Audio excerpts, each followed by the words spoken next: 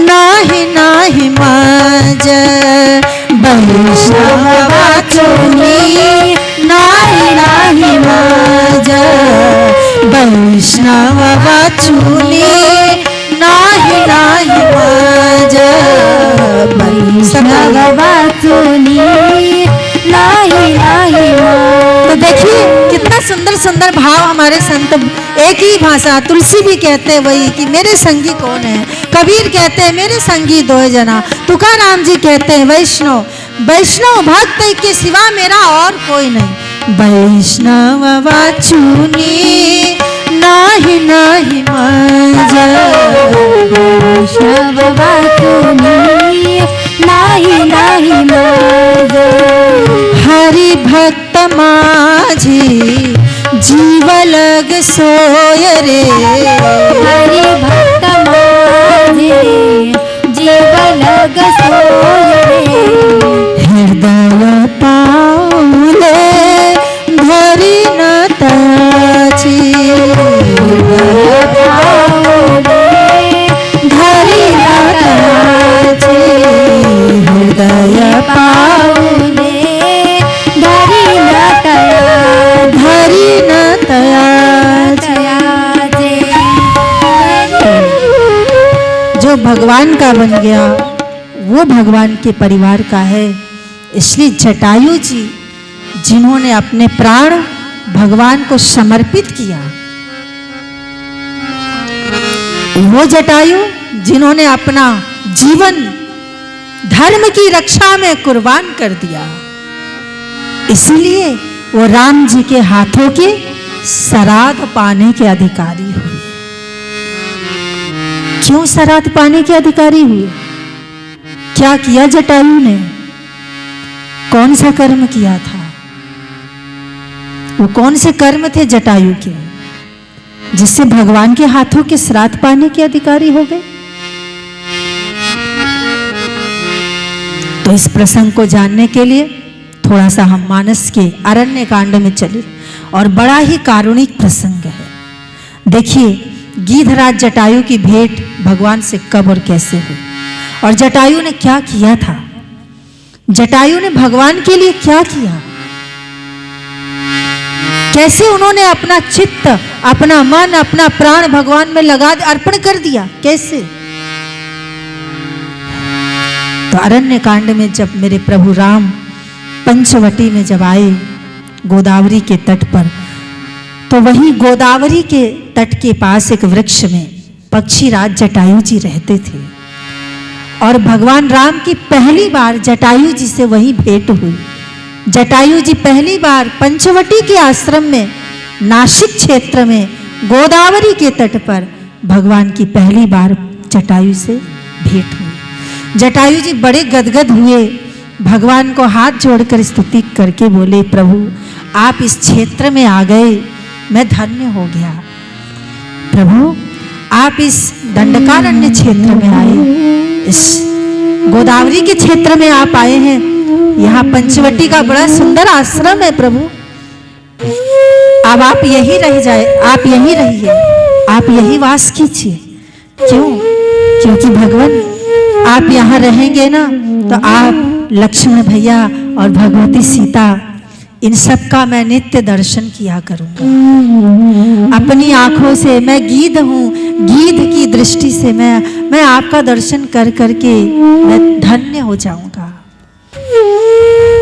और प्रभु, और दूसरी बात जटायु जी ने जो की वो बहुत महत्वपूर्ण है, कि बहुत सुंदर बात जटायु जी ने दूसरी बात कही, प्रभु जब आप यहाँ पंचवटी में वास करेंगे ना, तो जब कभी आप और लक्ष्मण भैया कभी वन में चले जाएंगे, जंगल में चले जाएंगे, और उस समय जब सीता जी अकेली रहेंगी ना, तो मैं उस समय सीता जी की सब प्रकार से रक्षा करूंगा।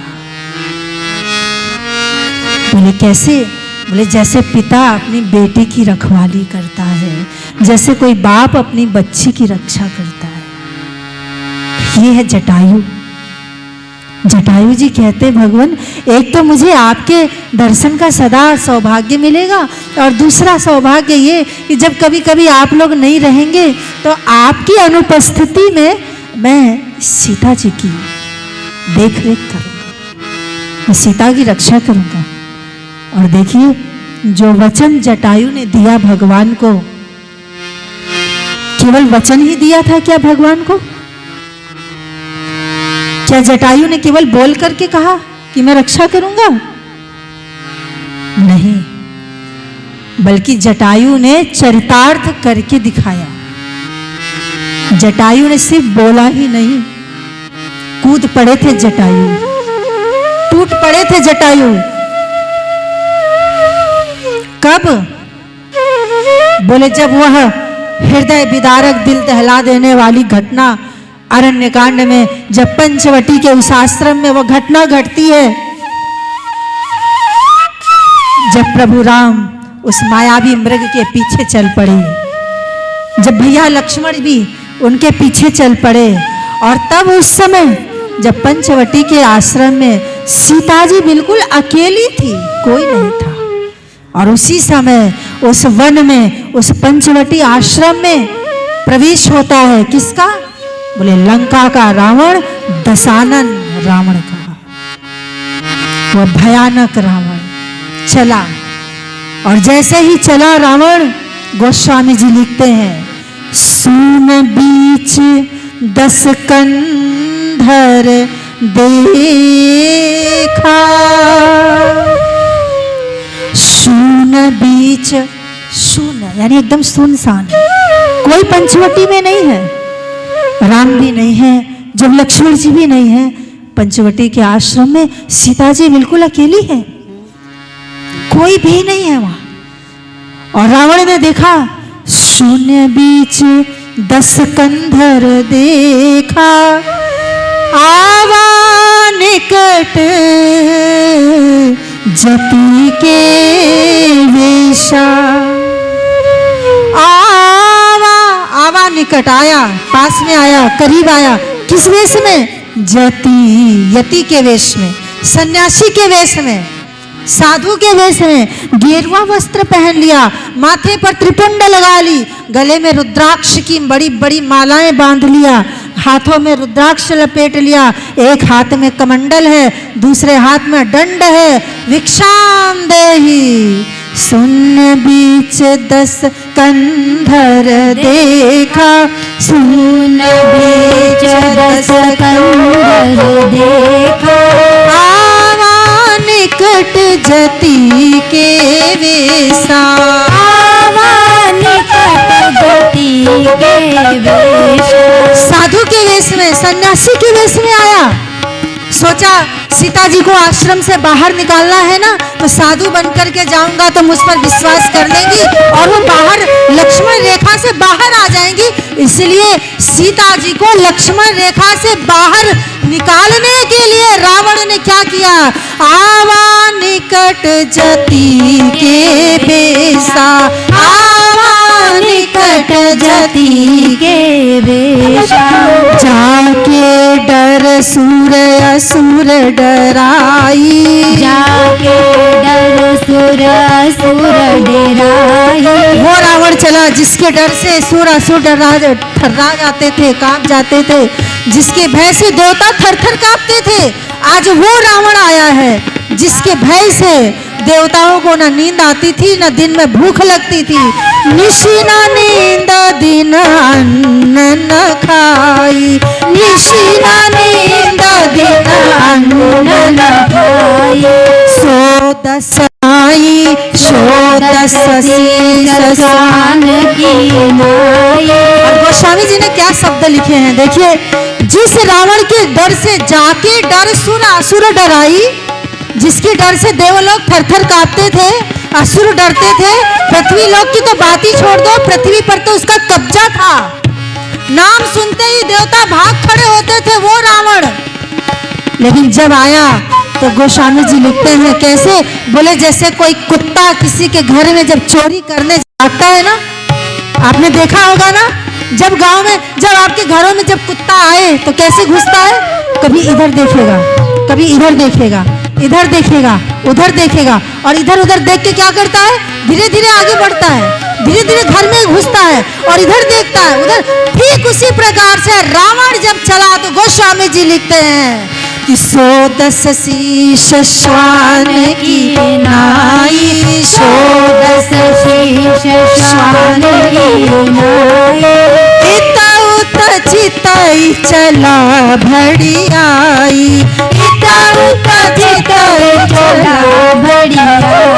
इधर उधर ताकते ताकते, यानी जब कोई व्यक्ति पाप के मार्ग पर पैर रख देता है, जब कोई व्यक्ति अधर्म के रास्ते पर अपना पैर रखता है ना, तो याद रखो उसका आचरण भी पशुओं जैसा, कुत्तों जैसा हो जाता है। क्यों?